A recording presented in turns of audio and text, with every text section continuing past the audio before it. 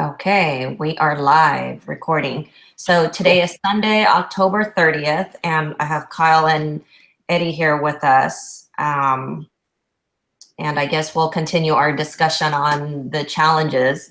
Edward, you want to start off with your challenges, and Kyle and I could chime in and offer you some suggestions? Sure, yeah. So, just kind of based on the discussion that we had earlier just before we started was, some of the challenges that I have that I feel are being able to just vividly describe what that place or space is, right? So I think mine's written a little more on a personal side as opposed to, kind of factual, right?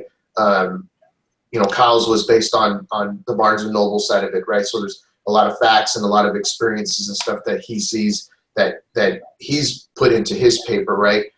Mine, I think, is more, I'm flooding my paper more with memories as opposed to what the vivid experiences are that park offers, right? I guess getting some history on it would help me out, when the park opened or when the park started and stuff. But I feel like I'm getting this block where I'm not able to describe really. It's like my memories are getting in the way as opposed to what the experiences need to be for that park, right? Or for that for that place, right? So that was one of my biggest challenges right now.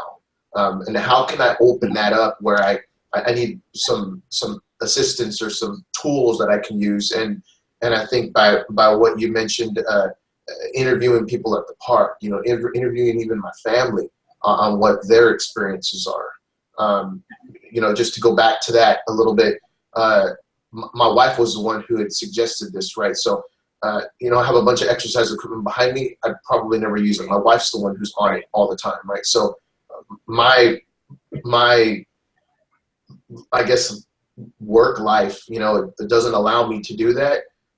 Or should I say, it allows me to do it, I just don't make the time to do it. So what we decided was, every Sunday morning, we're just going to go to the park, and I get my exercise from that, right? So it was really their idea, right? It's spending the time, but it's become it's become an every day now, or should I say an every Sunday now. So I want to be able to incorporate not just my memories, but also the experiences that other people have there, and what tools can I use for that. Okay. I think what I suggested was to interview your family members, go out there, interview other families out there. Good morning. What I was thinking as you were talking about the place is also I need you to close the door, please. But who's that? It's one of my friends. Okay. Thank you. Bye.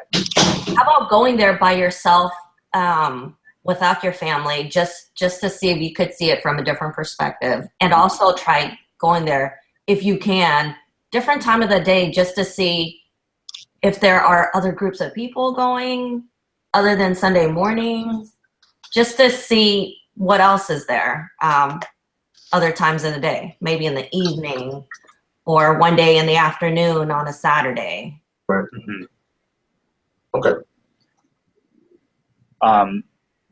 What I had suggested for you, Sandy, I think would also work for Eddie, where I was talking about not only the demographics, the different types of people, like you were just saying, that come up at different times of day, but the multiple uses for what the park is used for.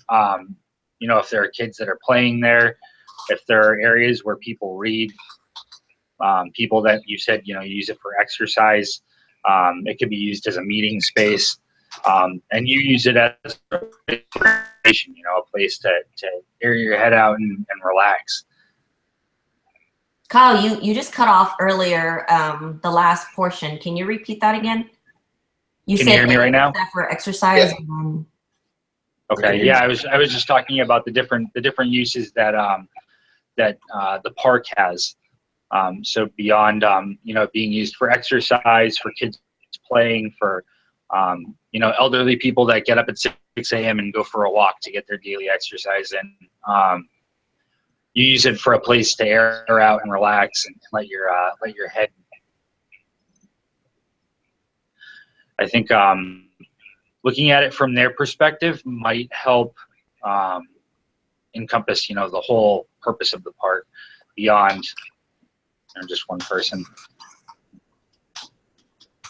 Oh, that's good. Maybe.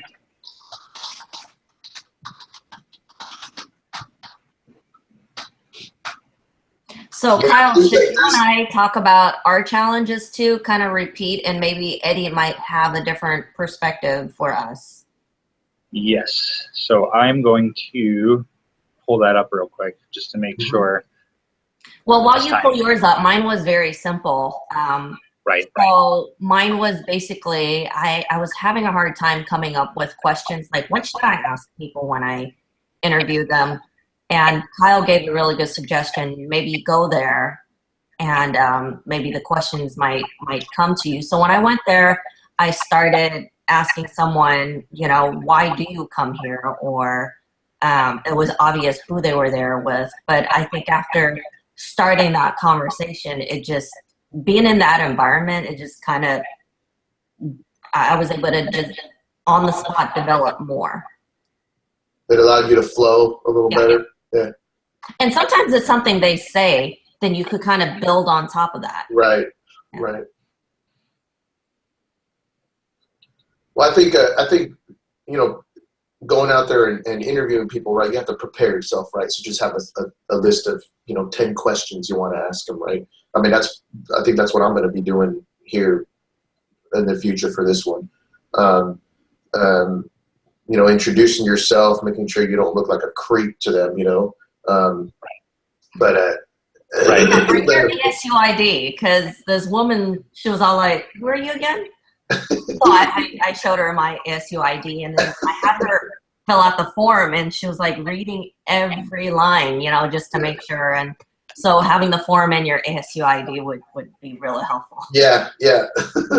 So I guess just going up, I mean, there's you brought a really good thought. There's a yoga group that's there. I can always ask them, right? So I guess just being prepared and having a list of questions of what you want to ask the individuals that's going to be pertinent to, your final project, right? Mm-hmm. Right. You don't want to just go in there and just say, well, why are you here? Yada, yada, and stuff. Just maybe have more detailed questions that are specific to just that, right? Right. Yeah. Yeah, I had pulled up, and I just sent you the link from our previous conversation, so you can see about. I have my list of challenges here. Was that it for you, Sandy, or do you have more? That's it for me. Okay. Yeah, I thought that was the only one that you had, and my suggestion to hers was the same suggestion that I earlier, where I said it says that I suggested to observe a variety of demographics that use the space and what they use the space for to design questions. Additionally, the education that's provided to children and hikers at the local trails and areas there. So there's a park near my place where they have education programs and like park rangers that go there, and they'll do falconry one day, or they'll teach them about the different types of cactuses. It's like it's a nice thing that they do for kids there. But it's another perspective just to add to it. Some of these individuals that are in this spot, it could be. There's a number of factors, right? They could be just. It could be temporary. It could be just that they're down and out, right? Or they could have been in that situation their whole life, forever, right? I guess one of the questions you can ask them is, what can we do to help as far as, getting you back on your feet, and in some cases they may not have that opportunity, right? I think in my last class we were talking about, opportunity. Is it just luck, or is it because somebody wants to look for that opportunity, right?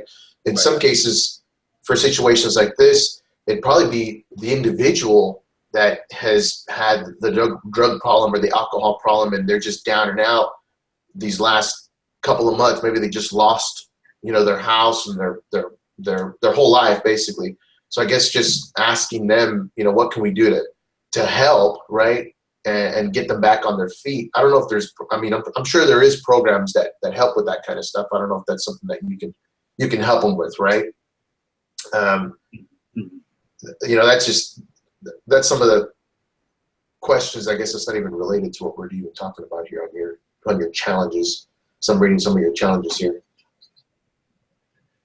Yeah. So the challenges that I had there were more along the lines that I was having a hard time creating an exterior identity for the location that I picked. When they talk about an identity, seeing if it's gendered or if it has like an influence, a societal influence on other places and areas within that space. And I mean, a Starbucks, not so much. More so probably with a park like YouTube chosen, because it has a different impact on different people's lives. Some people maybe live in the park, and some people use it as recreation. Some people use it as exercise, to go for a run. Some people take it because it's the only place their kids can play. It's just but I'm having a hard time finding space for Starbucks. Well, I mean, the two together marry perfectly, right? Books and coffee, right? Yeah. And that's been since the dawn of time, right? Yeah. So Kyle's concerned with the use of providers. I'm kind of just reading through your notes here.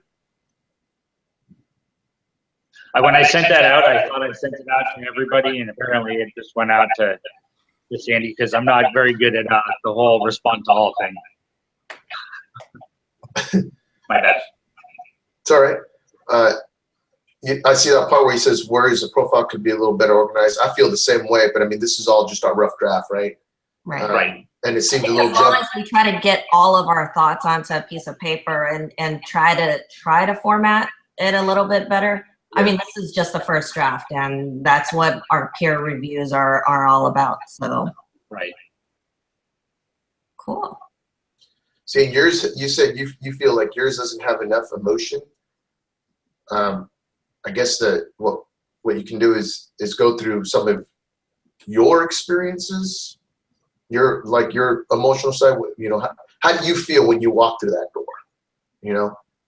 And it's that comfort. It's the minute you're pulling into that driveway or into that parking spot, and you step out the car and you can already smell the coffee perking type of thing, and then you open the door and you're in your zone. This is my world, It's like that's the emotional side that you connect with, right?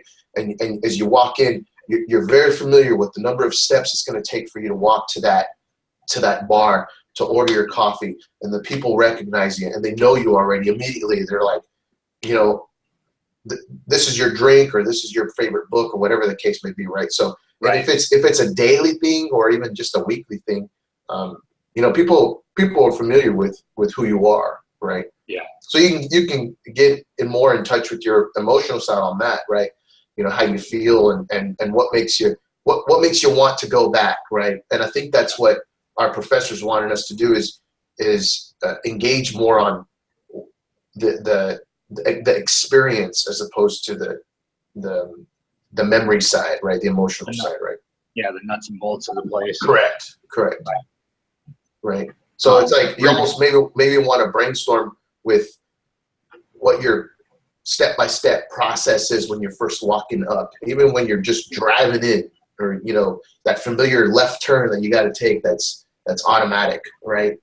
When you're pulling into the driveway type of thing, what you're feeling at that point. That'd be the emotional side of engaging, yourself, and that'll allow the reader to kind of marry the two together, where he's like, oh, I have that similar experience, or have a similar experience to that, and that'll allow them to then continue to read a little more deeply into the That's what I'm trying to do, is to create a relatable emotional value that somebody else can identify with. Right. And Kyle, maybe you could compare, like, why do you go back to this place versus another cafe? Right. That's exactly right. Reading was my first love. I'm actually a very shy person and I loved libraries. And when I was about 12, 13 years old, I walked into my first Barnes and Noble, and it was the greatest thing in the world. It was 10 times the size of a normal library. I could sit down and drink, whatever coffee or whatever. I was drinking black coffee. It was like a safe haven. It was a place of peace for me. And I've been going weekly, but I lived in Massachusetts back then. Every place I've ever gone to, I've found a Barnes and Noble with a cafe in it. And that's just kind of been my go-to. So maybe if I could find that value and find a way to show why that is important to me, maybe. It's your safe zone, and you kind of have to break that barrier. And I'm not saying you have to get all emotional, right? Right. Mine was a little more. I mean, I opened the doors on mine a little more with bringing my family into this whole project, right? Y'all know what I do with my family, and even with the illness that my family has, right? So I brought that into it just so I could engage the reader. It's like somebody reads that, it's like, oh wow, they start to feel the emotional side of it, and they can relate to something like that. It's like, oh, I'm not that I'm looking for pity or anything like that, but I mean, it's like, oh wow, this person is really involved with their family, and they really want to experience that much more time with them. And it's this reason why, right? I think I had tried doing that, exactly what you're talking about, when you said that you were 12 years old and you walked into your first Barnes and Noble. My oldest boy is all about reading right now, so every Friday we were going religiously to a Barnes and Noble. He'd pick out a book, and then we head over to Tutti Frutti, which is like a frozen yogurt place here locally. But I think he was more involved with the Tutti Frutti side of it as opposed to the book reading, right? Yeah. But it allowed me to get him more exposed to the literature side, right? To the reading and to understanding what a library is, right? Or a bookstore in general, right? So I think you can start with bringing that into your paper, right? And it could just be a little detail of it. It doesn't have to be full on, this is how I felt, but it was the experience that you first had when you first ran into that Barnes and Noble bookstore. Yeah, it fostered a positive reading environment for me. Right. Like reminiscing or. Right. And then you can bring into what your current day is now. This is the reason why I love my Barnes and Noble bookstores, because you're looking for that same excitement that you had when you were 12 years old. And every day, every time you walk in there, it's that same excitement. It's like, this is my place. It may get to a point where it's old in some cases, but you can trust and you can rely on going back to that same spot emotionally, physically, right? And that's your space, that's your zone, Mm-hmm. Maybe you see that place as your therapy now. Right, that's right. Who will not judge. You can go there and we welcome you with open arms. Yeah, and everybody has that same or similar interest that's there, Mm-hmm. They don't want to read, they don't want to drink coffee, or they want to just hang out and have their own quiet personal space. It was weird that the people that I observed, I actually had to bring my wife with me, because the people that I was seeing there, it would have been super creepy if I had gone there by myself and, kind of looking around, what do you do? So my wife sat next to me and she did work on her laptop while I was doing my observations. Yeah. But there were people that were there that were also looking for inspiration for work. There was a writer that was across from me, and he'd type, and then he'd look around the room again, and he'd watch some people for a few minutes, and then he'd go right back into it. He was doing something. It was creepy being by himself. But, awesome. Thanks for the advice, guys. Great. So if we're all done, I could stop this and then send the link to you guys to add to our write-up. Okay. So what I just sent you, Eddie, Yes. I'm going to add on to that with what we discussed today in that exact same format, and I'll have it submitted probably tonight. So I'll send it out to both of you guys for final approval to make sure that everything meets our standards. And then I'll submit it either tomorrow morning or tomorrow evening. That'll work. Great. Thank you. Okay. All right. Have a good day, guys. All right. You guys have a good weekend. Thanks. Thanks, guys. All right. Bye.